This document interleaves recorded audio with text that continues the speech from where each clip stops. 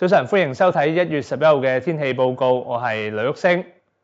今日廣東沿岸繼續受到乾燥嘅東北季候風影響，所以喺度提提大家，紅色火災危險警告係現正生效，代表火災危險性係極高，所以大家記得注意火種啦。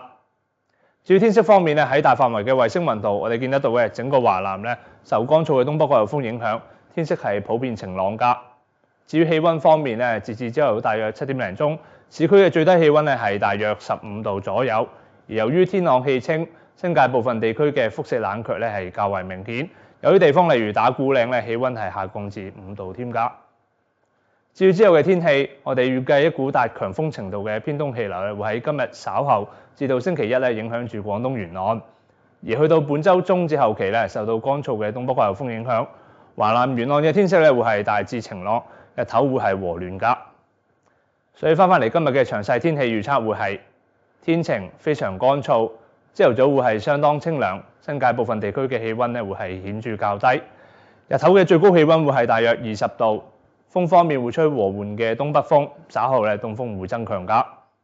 至於展望方面咧，我哋預計聽日雲量會係較多，朝頭早氣温會回升，而之後去到2、3日咧會係大致天晴。同埋咧，日頭會係和暖㗎。